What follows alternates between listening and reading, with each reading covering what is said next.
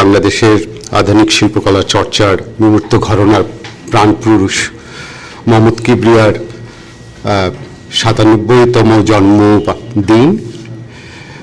সেই উপলক্ষে আমরা এখানে তারই নির্বাচিত গুছিয়ে যাওয়া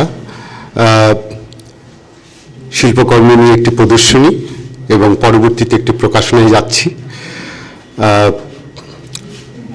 এটি সম্ভব হয়েছে মোহাম্মদ কিবরিয়ার, তার পরিবার, বিশেষ করে তার দুই পুত্র এবং বিশেষ করে নাশিদ কিবরিয়ার সহযোগিতায়। এই শিল্পকর্মগুলি কখনোই এর আগে দেখানো হয়নি বা প্রকাশিত হয়নি।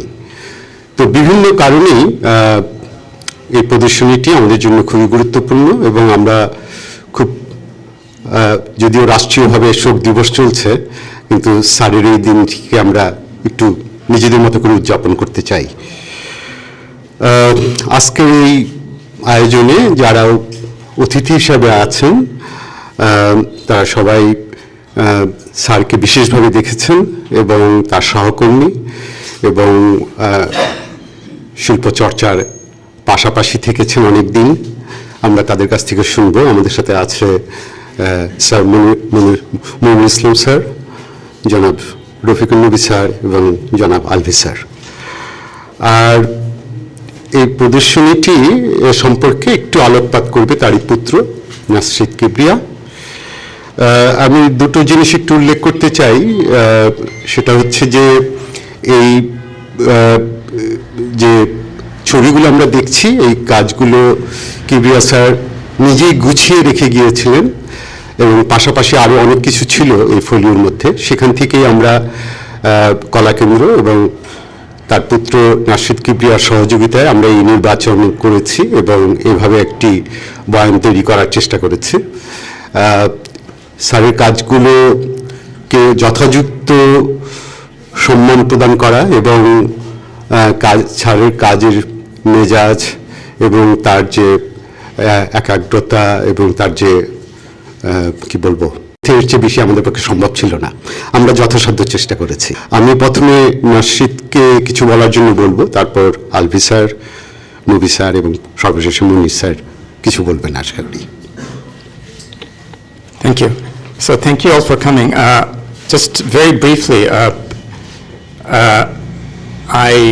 I really want to thank Kolakendra and especially Wakil Bhai for seeing the value in a collection or a compilation like this, which as far as I know was really meant for his own enjoyment. Most of it was. Over the years, I think he added a few works to it that were not of the type that most of these are, and they're quite. I think you'll see them. You'll see that there are some studies, but a lot of them are just complete in themselves. They don't point to plans for another work. They're really for his own private enjoyment, and they were done at home, I think, as far as I know. And that's really the majority of the work here. And because it is so private, and well, from my perspective, this has value in being able to understand my father as an artist, and that I find interesting, and I think a lot of you who are present here, who will enjoy this exhibition, will see the value in that as well, and it's a real privilege for me to be around the community that knew my father as an artist, because it helps me understand him better. So thank you all. আমার এই ছবিগুলো আমি এক সময় দেখেছি বিভিন্ন সময়, কিন্তু একসাথে কোনো সময় দেখার সুযোগ হয়নি।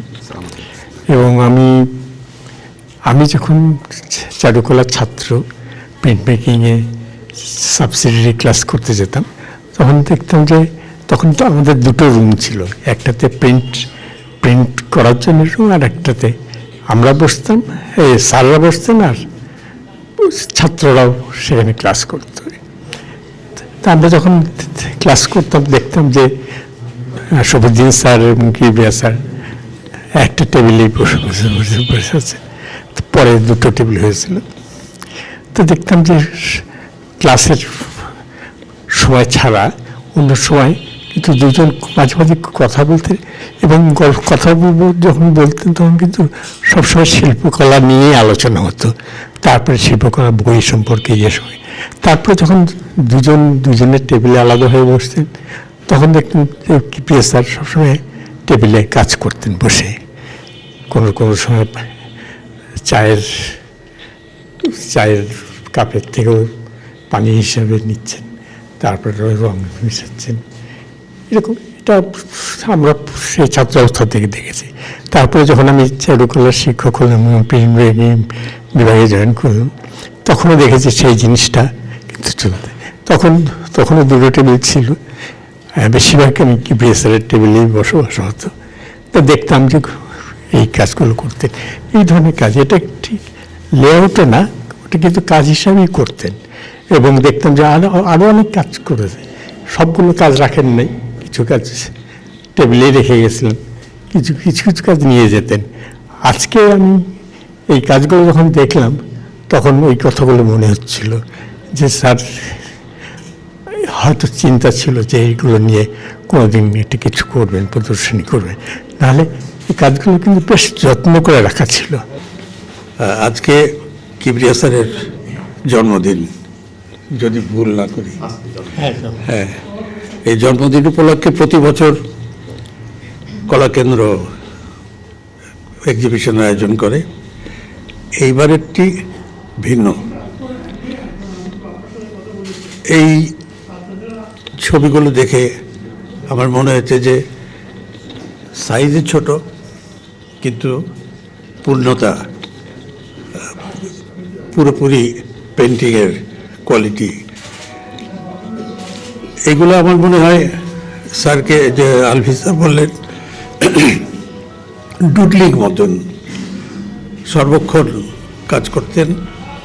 সেই সব লেআউটও বলা যায়, এক্সারসাইজও বলা যায়, কিন্তু আলটিমেট রেজাল্ট পূর্ণতা পাওয়া। তো এই প্রদর্শনীটি করে কলাকেন্দ্র বড় একটি কাজ করলো, এবং পরিবারকে ধন্যবাদ যে পরিবার থেকে এইগুলো ওইটা নিভৃতে ছিল, সেগুলো বেরিয়ে আসলো, আমাদের সামনে আসতে পারলো।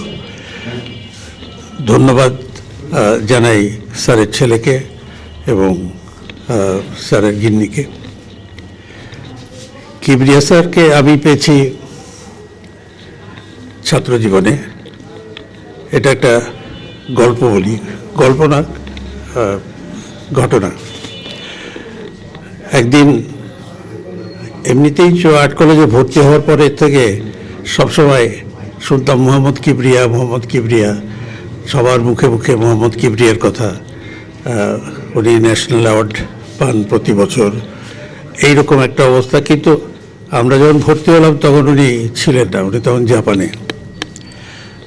তো আমি তখন থার্ড ইয়ারে পড়ি, তখন একটা নোটিশ আসলো ক্লাসে যে সব ছাত্রদের এয়ারপোর্টে যেতে হবে কিবরিয়া স্যারকে রিসিভ করতে। এয়ারপোর্ট তখন তেজগাঁও, এই যে পুরানো এয়ারপোর্ট। তো এটা বাধ্যতামূলক, আবেদিন স্যারের হুকুম, বাধ্যতামূলক যেতেই হবে। আমরা চারুকলার থেকে মিছিল করে সাথে গেলাম, এয়ারপোর্টে গেলাম। সে আমার তো ধারণা ছিল না যে কেমন মানুষ হবেন তিনি, এত সুনাম, এত নাম, টিচার হিসাবে, শিল্পী হিসাবে, মানুষ হিসাবে তার সুনাম। তো দাঁড়িয়ে আছি, এই পুরোটা আমরা হেঁটে গিয়েছিলাম। আবেদিন স্যার তার গাড়িতে দু একজন টিচারকে দিয়েছিলেন, বাকিরা হেঁটে কিংবা সাথে রিক্সায় করে গিয়েছিলেন। সব টিচারকে বাধ্যতামূলক যাওয়া, সব ছাত্রছাত্রীদের বাধ্যতামূলক যাওয়া। তো আমরা দাঁড়িয়ে আছি, কেমন মানুষ তা তো জানি না। আমরা বেশ কাট্টা কেউ একজন হবেন, কারণ আবেদিন স্যাররা ওরকম ছিলেন, কামরুল হাসান স্যার ওরকম ছিলেন, বেশ স্বাস্থ্যবান, শফিকুল আমিন স্যার ওরকম ছিলেন। তো আমরা সেই রকমটাই আশা করছিলাম যে বড় আর্টিস্ট বড় মাপের হবেন। তো যিনি বেরিয়ে আসলেন হালকা পাতলা চিকন চাকন, এত লোক দেখে এই যে মাটিতে চোখ দিয়ে রাখলেন, সোজা হয়ে তাকানি না। সেইখানে আবেদিন স্যার ফুলের মালা গলায় দিয়ে তাকে রিসিভ করলেন। এই ঘটনাটা আমার চিরকাল মনে পড়ে যে চারুকলার থেকে, আর্ট কলেজ থেকে এই যে টিচারদের সম্মান দেখানো, একজন টিচারকে সম্মানিত করা, এটা একটা বিশাল ঘটনা। আমি এসব সত্যি এমনি ছবিগুলো দেখার পর এগুলো তো আমি বলবো যে হাইডিং ট্রেজার অফ স্যার, এগুলো কোনোদিন দেখানো হয় নাই। আর নবী ভাই যে বললো আজকে যে কথাগুলো চিরসত্য, যে ছবিগুলার এত ছোট, ছোট হয়েছে, এগুলো মোর পাওয়ারফুল এই হিসাবেই এই ছবিগুলোর স্কেল কিন্তু অনেক বড়। এই ছবি বড় করে আঁকলেও যত বড়ই হোক এটার স্কেল ঠিক থাকবে। অনেক সময় হয় কি ছবি, ছোট ছবি বড় ছবি, আবার বড় ছবির স্কেল নাই, বিরাট একটা ক্যানভাসে করা, এটা ছোট করা সম্ভব না। তো আমি বলবো অনেক সময় আমি মন্তব্যও করছি ফেসবুকে, স্যার যখন হয় যে হি ওয়াজ এ ইনোসেন্ট সেন্ট। তারপর মেমোরি আছে অনেক। আমরা তো হোস্টেলে যখন যাই, নতুন হোস্টেল, স্যার আর সমুদ্রদা 7 নম্বর রুমটা কত ছিল, 7 নম্বর দোতলায়, তখন কিন্তু ওপেন ছিল একদম, এই আদিপুর গোরস্থান। একটা সময় এপিডেমিক ছিল, স্বাস্থ্য যাইতো, ওই ডিস্টেন্স বেশি, কিন্তু ওপেন, কোনো রকম বিল্ডিং ছিল না, বাজার ছিল না, কিছু না। ওই দুজনে বৈশা ঘন্টার পর ঘন্টা বসে রয়েছে, ওইদিকে তাকায় আসছে, আমরা বেরিয়ে দিই, আসসালামু আলাইকুম। তো এখন এতদিন পরে চিন্তা করি, এত বড় একজন শিল্পী, ডাবল রুম, একটা ছোট্ট রুমে হোস্টেলে সমরদা আর কিবরিয়া স্যার শেয়ার করছে আর কি। Even he is known painter that time.